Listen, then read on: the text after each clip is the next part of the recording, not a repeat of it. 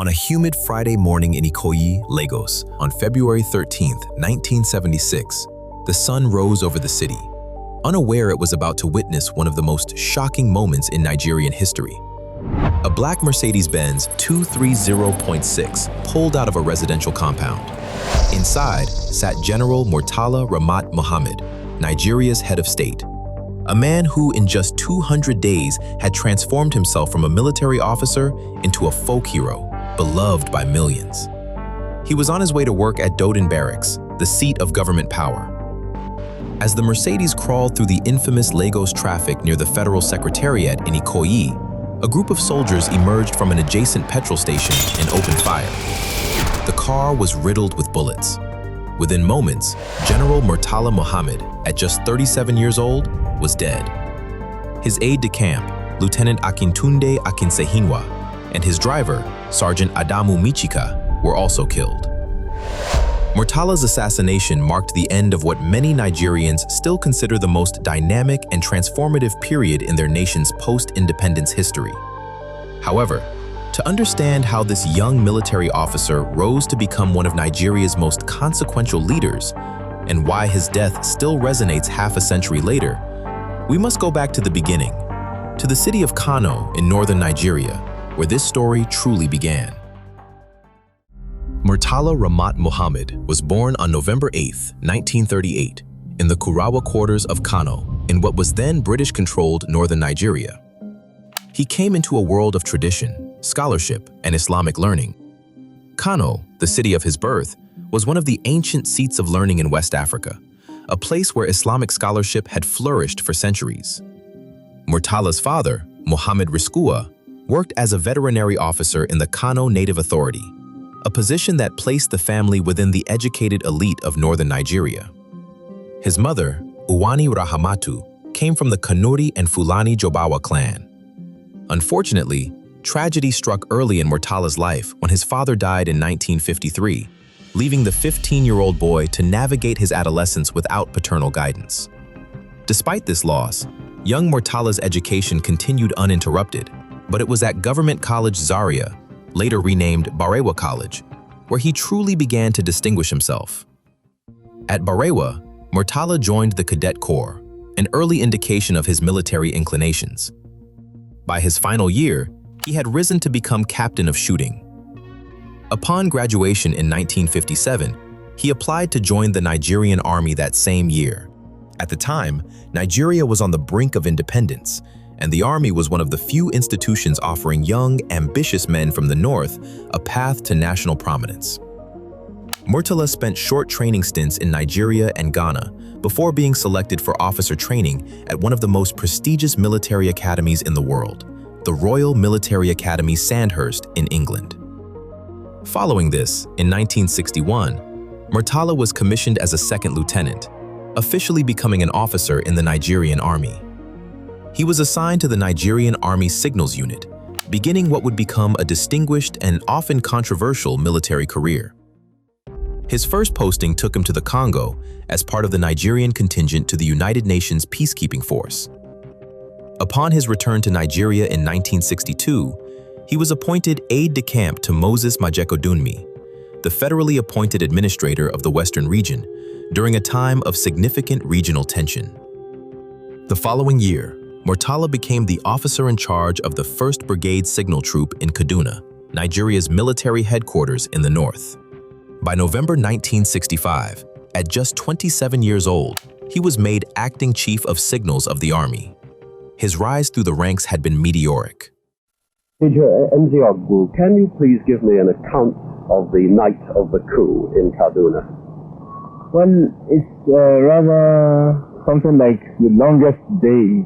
We started this off on the night of the 13th of January, when a night exercise was planned by the military college, which I command.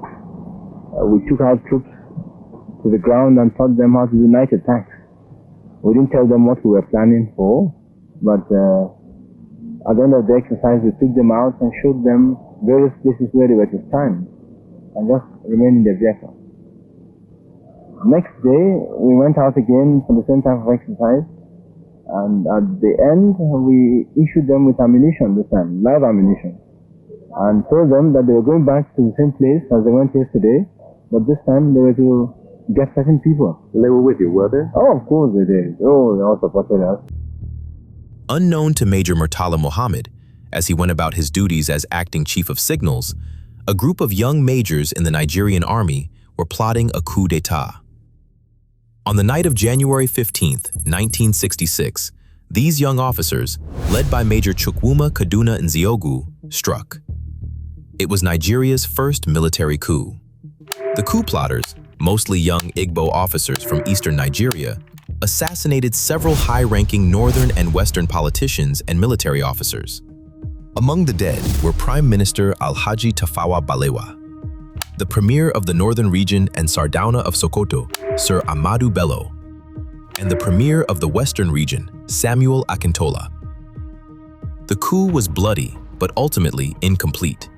As a result, General Johnson Aguiyi Ironsi, the most senior officer in the Nigerian army, and an Igbo from the east, moved quickly to restore order. He arrested the coup plotters and convinced the civilian government to hand over power to him. By the morning of January 16th, Nigeria had its first military head of state, and the First Republic had come to an abrupt and violent end. My main concern is to restore law and order as soon as possible. For Murtala Muhammed, the January coup was a watershed moment. Although he had not been involved in the plotting, the aftermath would draw him into the center of Nigerian political life in a way he could never have anticipated. The coup had struck at the heart of northern leadership. Sir Ahmadu Bello, the Sardauna of Sokoto and the most powerful political figure in the north, was dead. Many northern officers and politicians were killed, while the southerners, particularly the Igbo leaders, seemed to have been spared. To many in the north, this appeared to be an Igbo conspiracy to dominate Nigeria. Murtala was devastated by the assassination of Sir Ahmadu Bello and, for a time, seriously considered supporting the secession of northern Nigeria from the Federation. After the events of January 1966, he found himself at the center of northern military officers' discontent with the new regime. In April 1966, Murtala was promoted to lieutenant colonel and appointed inspector of signals, posted to army headquarters in Lagos. This move was partly political, an attempt by the Ironsi government to have key northern officers where they could be watched. But it had the opposite effect. Lagos became the meeting place for disaffected northern officers, and Murtala's house became a hub for planning what would be known as the July counter-coup. General Ironsi's brief rule was marked by decisions that further inflamed ethnic tensions. On May 24, 1966, he promulgated Decree No. 34, which abolished Nigeria's federal structure and replaced it with a unitary system of government. To many northerners, this was seen as an attempt to consolidate Igbo power and eliminate the regional autonomy that the North had enjoyed. The decree, combined with the failure to prosecute the January coup plotters and the perceived favoritism toward Igbo officers and military postings, created a perfect storm of resentment. Northern soldiers, many of them non-commissioned officers who had lost comrades and leaders in the January coup, began to organize. And at the center of this organization was the 27-year-old Lieutenant Colonel Murtala Muhammed. The planning was methodical and secretive. According to eyewitness accounts, Murtala would pick up co-conspirators in his car at arranged rendezvous points and drive them around Lagos without stopping, conducting planning sessions while on the move to avoid detection. The coup was given a code name, Araba, a Hausa word meaning "let's separate." The intention of many of the coup plotters, including Murtala, was not simply to remove Ironsi from power, but to break the northern region out of Nigeria entirely. On the night of July 28, 1966, the counter-coup began, starting as what appeared to be a mutiny at the Abeokuta barracks. But it quickly spread across the country. Northern soldiers began hunting down and killing Igbo officers and army barracks nationwide. It was brutal and largely driven by a desire for revenge. The main target was General Agui Ironsi himself. He was visiting Ibadan in the western region, staying with the military governor, Lieutenant Colonel Adekunle Fajuyi, a Yoruba officer who was one of the few southern officers the northern plotters respected. On the morning of July 29th, northern soldiers stormed the government house in Ibadan and abducted both Ironsi and Fajuyi. In a few hours, both men were dead. Murdered, their bodies reportedly mutilated and buried in shallow graves in a forest. Following this, there was confusion about who would lead the country. Murtala Muhammed, as the mastermind of the coup, initially wanted the position of supreme commander for himself. Intense debate also arose among the northern officers, some of whom were still strongly considering pulling the north out of Nigeria. However, cooler heads prevailed. A group of civilians, along with some British representatives, convinced the plotters of the advantages of maintaining a united Nigeria. More importantly, Lieutenant Colonel Yakubu Gowon, who was militarily senior to Murtala and who had not been directly involved in the coup, was proposed as a compromise candidate to lead the country. Gowon was from the minority Angas ethnic group in the north, which made him more acceptable to southern officers and civilians. He was also perceived as moderate. Finding himself without sufficient support from British and American advisors, and facing the reality that Gowon was his senior officer, Murtala reluctantly accepted Gowon's appointment as head of state on July 29, 1966. But Murtala's disappointment was palpable. He did not hide his disdain for this outcome. This resentment would simmer for years and would ultimately contribute to the events of July 1975. Well, I think as I've said it already, I know it is quite a gigantic task. But I think personally that there is nothing impossible for a young man to do. I think once at least he's got, good level-headedness, good advisors around him, I think he'll be able to carry his job quite all right.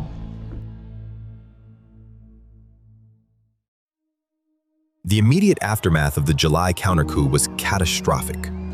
Across northern Nigeria, Igbos who had settled in the region as traders, civil servants, and professionals became targets of mob violence. Estimates vary, but between September and October 1966, anywhere from 10,000 to 30,000 Igbos were killed in pogroms across the north. Hundreds of thousands more fled back to the eastern region, creating a massive humanitarian crisis. Lieutenant Colonel Odumegu Ojukwu, the military governor of the eastern region, refused to recognize Gowon's authority, arguing that as the most senior northern officer at the time of Ironsi's death, Brigadier Babafemi Ogundipe, a Yoruba, should have become head of state. As a result, the East began to drift towards secession. Diplomatic efforts to resolve the crisis culminated in the Aburi Conference in Ghana in January 1967, where Gowon and the regional military governors, including Ojukwu, met to find a solution. The conference appeared to reach an agreement on a more confederal structure for Nigeria. But when Gowon returned to Lagos, his advisors convinced him not to implement the Aburi agreements, arguing that they would lead to the breakup of the country. We did not go to Aburi to write a new constitution for Nigeria. The constitution of Nigeria will be written in Nigeria by Nigerians on the authority of the people of Nigeria. We, however, agreed to return to the status quo until January 17, 1966. And this is in keeping with my earlier public pronouncement that decrees or part of decrees which tended towards over-centralization should be repealed. We will continue to operate the existing federal constitution and the federal system of government until a new constitution is drawn up. In Aburi, we made an excellent start in the bid for permanent peace, but let us not deceive ourselves that it was possible to solve all Nigeria's problems in the two-day meeting of minds of Nigeria's military leaders. On May 27, 1967, Gowon made a bold move.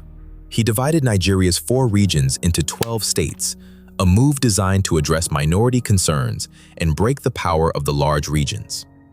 3 days later, Ojukwu responded by declaring the eastern region independent as the Republic of Biafra.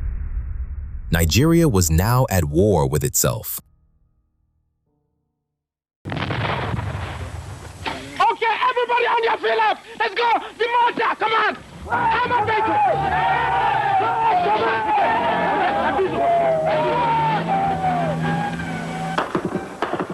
When the Nigerian Civil War began in July 1967, Murtala Muhammed was given a crucial command. He was appointed General Officer commanding the newly formed 2nd Infantry Division. They were tasked with recapturing the Midwestern region, which Biafran forces had seized in August 1967, and then crossing the river Niger to link up with the 1st Division advancing from Nsukka and Enugu in the east. The Biafran invasion of the Midwest had been swift and audacious. Under the command of Lieutenant Colonel Victor Banjo, Biafran forces had swept across the Niger and captured Benin City, the capital of the Midwest. They had even advanced as far as Ore, just a few hours' drive from the Nigerian capital Lagos. If they continued, they could potentially capture Lagos and win the war in a matter of weeks. But the advance stalled, and this gave Murtala and the 2nd Division their opportunity. Murtala's counteroffensive was relentlessly aggressive. His troops pushed the Biafrans back through the Midwest, town by town, village by village. The fighting was fierce, and casualties on both sides were heavy. But by late September and early October 1967, Murtala's forces had retaken Benin City and were pushing the Biafrans back toward the Niger River. The Biafrans retreated across the bridge at Onitsha, and in a desperate attempt to prevent federal forces from following, they blew up the eastern spans of the bridge. For his successful campaign, Murtala earned the nickname the Monty of the Midwest, a reference to British World War II Field Marshal Bernard Montgomery. His reputation as a fearless and effective commander was established. However, in the midst of this military success, something terrible happened that would forever stain Murtala's legacy. Asaba, a town on the western bank of the Niger River, housed a predominantly Igbo population, but it had never been part of Biafra, as it was firmly in the federal-controlled territory of the Midwest. As a result, when the Biafrans retreated across the river and blew up the bridge, the Igbos in Asaba found themselves in a terrifying position. Some Biafran soldiers had remained in Asaba after the main force retreated, and there were fears among federal troops that the town was harboring Biafran sympathizers. On October 5, 1967, federal troops of the 2nd Division, under Murtala Muhammed's command, entered Asaba. What happened over the next 3 days has been described by historians as one of the most gruesome massacres in post-colonial African history. 2 days after Murtala's troops entered Asaba, the people, desperate to show their loyalty to the federal government, organized a dance for the soldiers. Men, women, and children dressed in their finest white attire came out to welcome the federal troops with dancing, singing, and waving of Nigerian flags. They wanted to demonstrate clearly that they were not Biafran sympathizers, that they supported one Nigeria. But the federal soldiers, led by Colonel Murtala Muhammed and his deputy Colonel Ibrahim Taiwo, saw this differently. They separated the men and boys from the women and girls. What followed was systematic slaughter. According to multiple eyewitness accounts, the federal troops embarked on a systematic carnage of men and boys, whom they suspected of being sympathetic to the Biafran soldiers. They coldly assassinated the men and buried them in shallow mass graves. the exact death toll has never been definitively established. Anthropologist Elizabeth Bird and historian Fraser Ottinelli estimated between 500 and 800 people were killed. The federal troops occupied Asaba for many months, during which time most of the town was destroyed. Many women and girls were assaulted and forcibly married to soldiers, and large numbers of citizens fled, not returning until the war ended. The question of Murtala's personal culpability for the Asaba massacre remains contentious. There are no eyewitness reports of Murtala personally ordering the killings. However, he was the commanding officer in the field during the massacre. One small but telling detail from the massacre demonstrates some complexity in Murtala's character. According to multiple accounts, during the massacre in Asaba, Murtala personally ensured that the mother of Major Kaduna Nziogu, the leader of the January 1966 coup, was kept safe and not harmed. You see, Nziogu's family lived in Asaba. Even though the Major had been instrumental in killing Murtala's political heroes in the north, Murtala made sure Nziogu's mother was protected. It was a curious act of chivalry or respect in the midst of slaughter, and it suggests that Murtala's worldview, however brutal in some respects, contained codes of honor and personal obligations. In June 1968, Murtala was relieved of his commanding position of the 2nd Division and posted back to Lagos. You see, because the Biafrans had detonated the Niger Bridge, Gowon ordered Colonel Murtala Muhammed to cross the Niger at Ida, but Murtala disregarded the advice and instead led an amphibious assault from Asaba on the Biafran heartland of Onitsha. However, the 2nd Division's attempts to cross the Niger and advance into Onitsha proved very costly. Multiple river crossing attempts had resulted in thousands of federal troops drowning or being killed by enemy fire. Murtala's troops were constantly pushed back by the Biafran 11th and 18th Battalions, led by Lieutenant Colonel Joseph Achuzie and Colonel Assam Nsudo, respectively. Finally, after 3 failed attempts and losing a lot of his men in the process, the commander of the 2nd Division now realized that there was no hope in attacking Onitsha from Asaba and began to head north towards Ida. After crossing the Niger at Ida, Murtala led an assault on Orca, 35 miles east of Onitsha, on the 19th of January 1968. The commander, again displaying an astonishing lack of tactical originality, punched forward with his forces moving in closed formations. He sustained astronomical losses from the Biafrans, who continued to harass them from the flanks and rear of the formation. However, the sheer weight of the 2nd Infantry Division drove forward and eventually succeeded in capturing Orca. On the 20th of March, 1968, Murtala's troops marched through Abagana and finally reached Onitsha. At Onitsha, the Nigerians again were forced to pay with heavy casualties, but they managed to capture the city on the 26th of March, 1968. However, due to the speed with which Murtala had raced into Onitsha, he often left most of his supplies behind. On the 31st of March, 1968, a convoy consisting of 102 vehicles, transporting 6,000 soldiers, was on its way to Onitsha to deliver all those supplies. At Abagana, 6 miles from Onitsha, the convoy was ambushed by a small unit of Achuzie's 11th Division, led by Major Jonathan Uchendu. Seeing the convoy, troops from Uchendu's unit became anxious and wanted to fire, but they were ordered to remain calm and allow most of the convoy to pass through them. As Uchendu was giving instructions to a soldier with the rocket launcher, the soldier accidentally pulled the trigger. The rocket went straight to a gasoline tanker in front of the convoy and ignited an explosion that engulfed the entire fleet. Many troops from the 2nd Division are charred. The surviving Nigerian soldiers who had already crossed over into the Biafran line panicked and ran in different directions in total confusion. Most were attacked and killed by the Biafran soldiers. It was the greatest ambush throughout the Civil War. The Nigerian army suffered its single heaviest loss that day. Murtala's tactical ineptness throughout the operations to cross the Niger River and the capture of Onitsha has about every element of gross military misconduct. His 2nd Division suffered heavy casualties throughout the war. In fact, he had entered Biafra commanding over 20,000 men, but by the time his battered forces finally reached Onitsha, fewer than 2,000 remained. The Nigerian Civil War finally ended on January 15, 1970, exactly 4 years after the coup that had started the chain of events leading to the conflict. The Biafrans surrendered, and the federal government declared victory. For Nigeria, a period of reconciliation, reconstruction, and rehabilitation began. For Murtala, the war had bolstered his reputation, particularly in the north, as a decisive military leader, despite the controversies surrounding the conduct of his troops. After the war, Murtala returned to his role in the Signals Corps of the Nigerian Army. In October 1971, at just 33 years old, he was promoted to Brigadier General, becoming one of the youngest generals in Nigeria's history. For the next few years, between 1971 and 1974, he served in various roles within the military's communications infrastructure.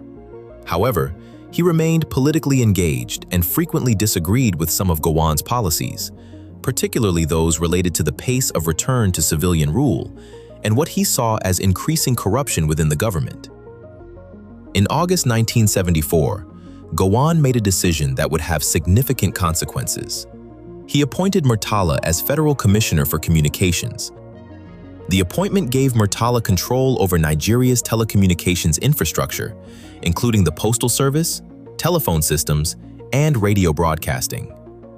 More importantly, it gave him a seat at the table of government and insight into the inner workings of the Gowon administration. But it also gave Murtala a front-row seat to what he increasingly saw as the failings of the Gowon government. By 1975, General Gowon had been in power for 9 years. He had originally promised to hand over power to civilians by 1976.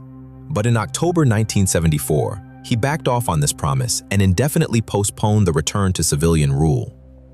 Gowon argued that Nigeria was not ready for democracy, that the country needed more time to stabilize. Many Nigerians, including members of the military, saw this as a betrayal. Corruption had also become endemic in the Gowon government. Nigeria was experiencing an oil boom, with petroleum revenues flooding into the country's coffers. But much of this money was being siphoned off by corrupt officials. There were stories of contract inflation, embezzlement, and ostentatious displays of wealth by government officials while ordinary Nigerians struggled. The infamous Cement Armada scandal of 1975, in which Nigeria ordered so much cement that hundreds of ships were backed up at Lagos port for months, waiting to offload, became a symbol of governmental incompetence and corruption. By mid-1975, a group of younger officers in the Nigerian military had had enough. They began planning a coup to remove Gowon from power. The leader of this group was Brigadier Joseph Garba, but the conspirators knew they needed someone with more gravitas, someone with name recognition and respect within the military to lead the coup. As a result, they approached Brigadier Murtala Muhammed. Meanwhile, the conspirators chose their moment carefully. On July 29, 1975, Gowon was attending the 12th summit of the Organization of African Unity in Kampala, Uganda. With Gowon out of the country, the coup plotters struck. It was a bloodless coup. Radio stations were seized, strategic locations in Lagos and other cities were secured, and a radio announcement was made that the Gowon government had been overthrown. Brigadier Murtala Muhammed was now Nigeria's new head of state. In the endeavor to build a strong, united, and virile nation, Nigerians have shed much blood. The thought of further bloodshed, for whatever reasons, must, I'm sure, be revolting to our people. The armed forces, having examined the situation, came to the conclusion that certain changes were inevitable. Now, gentlemen, may I say this, according to Shakespeare said, all the world is a stage, and all the men and women merely players. They have their exits and their entrances, unquote, quote, unquote. Well, ladies and gentlemen, I'm quite sure you will pardon me if I cannot answer any more of your questions. I wish you all the best of luck, but please pray and look after Nigeria for me. Thank you. Don't you worry. You will find out. It's all right. Well, cheerio to all of you. Murtala Muhammed's brief tenure as head of state was nothing short of revolutionary. From the moment he took power, he moved with a speed and decisiveness that left both supporters and critics breathless. He seemed to be a man in a hurry, and indeed he was. He was accessible in a way previous Nigerian leaders had not been. He often traveled without heavy security, driving around Lagos in his unarmored Mercedes-Benz. He was also known for working long hours. his wife, and their children saw less of him during his brief time as head of state than they had when he was a military officer. The burdens of leadership consumed him. His approach was to tackle multiple issues simultaneously, using his famous "with immediate effect" method to push through changes that previous governments had deliberated on for years. One of his first acts was to scrap the controversial 1973 census, which had been weighted in favor of the North and had been widely criticized as fraudulent. He reverted to the 1963 census figures for official purposes. This was significant because population figures determined revenue allocation and political representation. By rejecting the 1973 census, Murtala was signaling that his government would not tolerate manipulation of data for political advantage. Next came a massive purge of the civil service and public sector. Murtala believed, with some justification, that the Nigerian bureaucracy had become bloated, inefficient, and corrupt under Gowon. In a series of announcements that would come to characterize his rule, he dismissed thousands of civil servants, including permanent secretaries, directors, and other senior officials. He also removed top federal and state officials who were associated with the Gowon regime. Although these dismissals were controversial, some were undoubtedly justified because they removed corrupt or incompetent officials. Despite the criticism, these purges were immensely popular with ordinary Nigerians. As a result, Murtala's approval ratings soared, and he became, in the words of many observers, a folk hero. Perhaps Murtala's most lasting contribution was his decision to move Nigeria's capital from Lagos to Abuja. Lagos, the colonial-era capital, was overcrowded and located on the southwestern coast, far from Nigeria's geographic center. There had been discussions about moving the capital for years, but no one had acted on it. In August 1975, just weeks after taking power, Murtala appointed an 8-member panel to recommend a new location for the capital. The panel worked quickly and recommended a vast expanse of virgin territory in the geographical heartland of the country, in what was then part of Niger State. The area, known as Abuja, was centrally located, had room for expansion, and was not dominated by any one ethnic group. Today, Abuja is Nigeria's capital, a modern city built from scratch in the heartland of the country. It is perhaps Murtala's most tangible legacy. Following this, on February 3, 1976, Murtala's government announced the creation of 7 new states, increasing Nigeria's total from 12 to 19. This exercise was designed to address demands for regional autonomy and to break the power of the large states. Furthermore, Murtala committed his government to returning Nigeria to civilian rule. He set October 1, 1979, as the target date for handing over power to an elected civilian government, and established a constitution drafting committee to draw up a new constitution and initiated a process for state and national elections. This was in stark contrast to Gowon, who had indefinitely postponed civilian rule. On the international stage, Murtala made Nigeria's voice heard in a way it had not been before. His foreign policy was assertive, pan-Africanist, and non-aligned. He shifted Nigeria's foreign policy to make Africa the centerpiece of the country's external relations. The clearest demonstration of this new approach came with the Angola crisis. Portugal's withdrawal from Angola in 1975 had created a power vacuum. 3 liberation movements, the People's Movement for the Liberation of Angola, MPLA, the National Front for the Liberation of Angola, FNLA, and the National Union for the Total Independence of Angola, UNITA, were fighting for control of Angola. The conflict quickly became a proxy war in the Cold War. The MPLA, backed by Cuba and the Soviet Union, controlled the capital, Luanda. UNITA, backed by the United States and South Africa, controlled parts of the South and East. Nigeria had initially worked through the OAU to broker a negotiated settlement among the factions. But in late 1975, South African troops invaded Angola in support of UNITA. For Murtala, this was a red line. South Africa, with its apartheid regime, represented everything that Nigeria opposed. The fact that South Africa was intervening militarily in Angola was, in Murtala's view, neo-colonialism in action. In a historic address to the OAU summit in Addis Ababa in January 1976, Murtala announced that Nigeria was recognizing the MPLA as the legitimate government of Angola and was providing material support to it. His words were electric. Mr. Chairman, when I contemplate the evils of apartheid, my heart bleeds, and I am sure the heart of every true-blooded African bleeds. Rather than join hands with the forces fighting for self-determination and against racism and apartheid, the United States policymakers clearly decided that it was in the best interest of their country to maintain white supremacy and minority regimes in Africa. Africa has come of age, is no longer under the orbit of any extracontinental power. It should no longer take orders from any country, however powerful.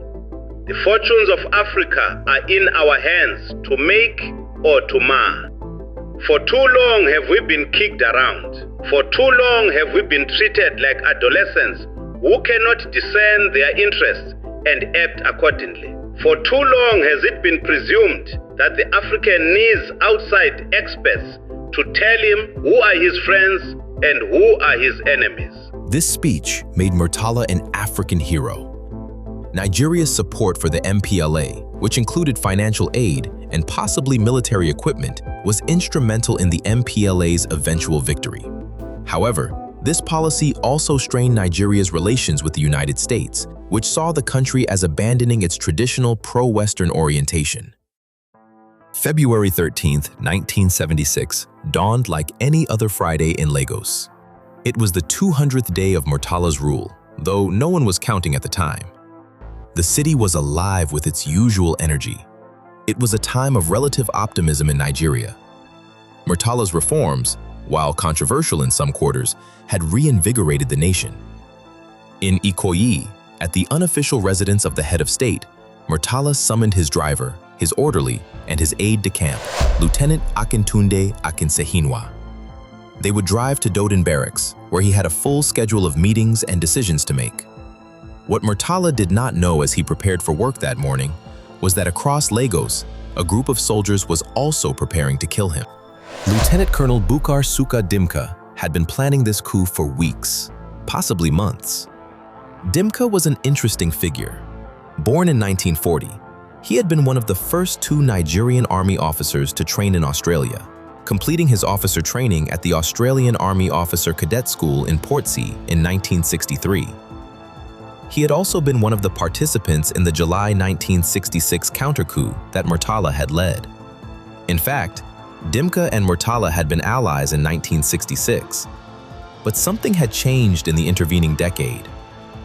Dimka, like many officers, had expected to benefit from the coup that brought Murtala to power in 1975. But he had been passed over for promotion and important positions. He nursed grievances against Murtala's government, believing that the benefits of power were being concentrated in the hands of too few officers. He also allegedly had ties to some of the officials who had been dismissed by Murtala's purges. The coup plot involved dozens of officers and soldiers, as well as some civilians. The conspirators planned to kill Murtala, seize control of key installations in Lagos, and announce a new government over the radio. The key to the assassination was Murtala's predictability and his lack of heavy security. You see, Murtala followed the same route to work every morning, driving through the streets of Ikoyi to reach Dodon Barracks. He did not use a convoy of heavily armed vehicles and never varied his route. He relied on a single car, his driver, and his aide-de-camp. This accessibility, which had made him popular with ordinary Nigerians, made him vulnerable. The conspirators chose a spot near the Federal Secretariat on George Street in Ikoyi, where they knew Murtala's car would have to slow down or stop due to traffic. They positioned themselves at a nearby petrol station, waiting for their target to arrive. Around 8 a.m., Murtala's black Mercedes-Benz 230.6 left his residence and headed toward Dodon Barracks.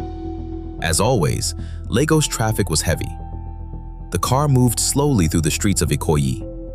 Inside, Murtala may have been reviewing documents or thinking about the day's meetings. As the Mercedes approached the federal secretariat, crawling through the morning traffic, the conspirators emerged from the petrol station. Led by Dimka himself, the soldiers opened fire on the Mercedes, shattering the windscreen with multiple bullet holes. Murtala had no chance.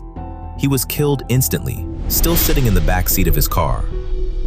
Lieutenant Akinsa Hinwa, attempting to protect his principal, reached for his weapon, but was also cut down by gunfire. Sergeant Michika, the driver, was also killed. All 3 men died at the scene. With Murtala dead, Dimka proceeded to the next phase of the coup. He went to Radio Nigeria in Ikoyi, indecision, arbitrary arrest and detention without trial, weakness in leadership, and general maladministration. The irony was that many of these were the same complaints that had been leveled against Gowon and that had justified Murtala's own coup in 1975. For Nigerians listening to their radios that Friday morning, it must have been a moment of shock and confusion.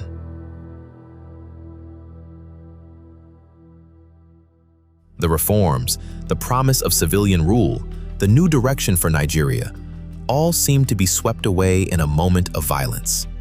To make matters worse, Dimka's announcement included a sudden curfew. Anyone who was already at work or on their way to work was now technically in violation of this curfew. People scrambled to get home, adding to the chaos in the streets. However, the coup was already failing. Dimka had made a fatal miscalculation. He had assumed that killing Murtala would be enough, that once the head of state was dead, the military would fall in line. He was wrong. While the drama in Lagos was unfolding, another tragedy was occurring in Ilorin, the capital of Kwara State. The military governor of Kwara was Colonel Ibrahim Taiwo, who had been a very close friend of Murtala Muhammed. The two had served together during the Civil War, and Taiwo had been Murtala's deputy in the 2nd Division. But some soldiers who had served under Taiwo during the war harbored grievances against him. When news of Dimka's coup reached Ilorin, these soldiers saw an opportunity and used the chaos to settle old scores. Taiwo was taken to a bush where he was killed. The officer who gave the order for Taiwo's abduction and eventual murder was Major Kefis Ken Gagara. The public reaction to Murtala's assassination was one of profound grief. Schools, markets, and public offices closed. People wept openly in the streets. The outpouring of emotion was remarkable, especially considering that Murtala had been in power for only 200 days. In the meantime, the response from forces loyal to the government was swift and decisive. Major General Olusegun Obasanjo, Murtala's deputy and chief of staff, immediately took command.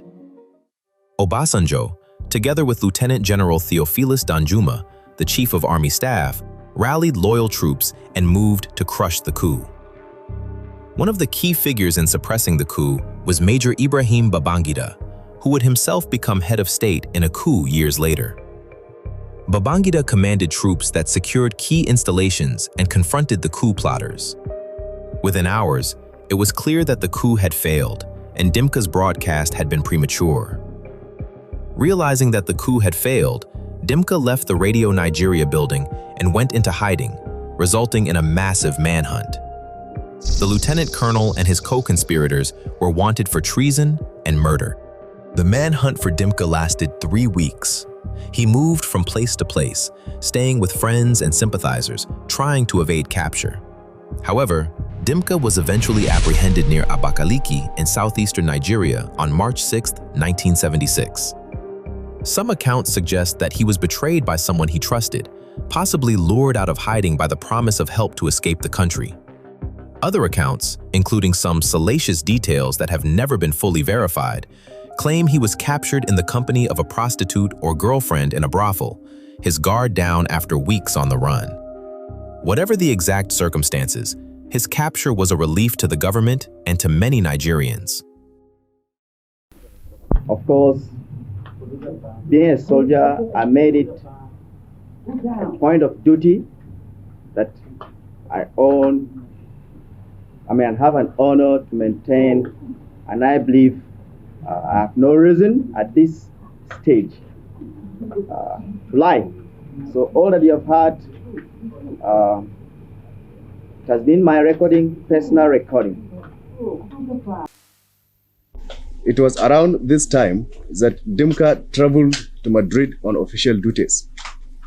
En route to London, Dimka met a retired senior government official who is now under arrest. During conversations with this fellow, Dimka alluded to some discontent with the way the country was being governed and regretted the change of government in July 1975. He was then invited to spend a few days in London on his way back from Madrid for further discussions. While there, Dimka met and held discussions with General Gowon, who told him that everything was ready and he, Dimka, would be fully briefed by Bisala on his return to Nigeria. Based on irrefutable evidence obtained by the Board of Inquiry, Gowon has already been asked to come home and defend himself. In his interrogation and subsequent trial, Dimka would implicate many others, including civilian collaborators and, controversially, former head of state Yakubu Gowon and Murtala's Commissioner of Defense, Major General Ilia Bisala. Dimka testified that Gowon, living in exile in the UK, had been aware of the coup plot and had given it his blessing. Gowon vehemently denied these allegations, and the British government refused to extradite him to face trial in Nigeria. Years later, in 1987, under the military government of Ibrahim Babangida, Gowon would be officially pardoned and his rank and benefits restored. As for Bisala, the official case against him was that he had taken part in the conspiracy and was guilty of concealment of treason. That said, his case remains controversial. Later accounts note that Bisala's exact role was not clearly established. Some sources say the government claimed he gave operational orders to Dimka, but Dimka's own statements were inconsistent and not. Subsequently, on May 15, 1976, Lieutenant Colonel Bukar Suka Dimka was executed by firing squad, along with 38 other military officers and civilians who had been found guilty of involvement in the coup. The executions were carried out at various locations across Nigeria, with announcements made on radio and television. The Council has confirmed the sentences passed by the tribunal. Those condemned to death by firing squad have been executed today. These include Lieutenant Colonel B.F. Dimka and Mr. J.D. Gomwo, two of the principal actors of the abortive coup. With Murtala dead and the coup crushed, General Olusegun Obasanjo was sworn in as Nigeria's new head of state. Obasanjo's first challenge was to restore calm and order to a shaken nation.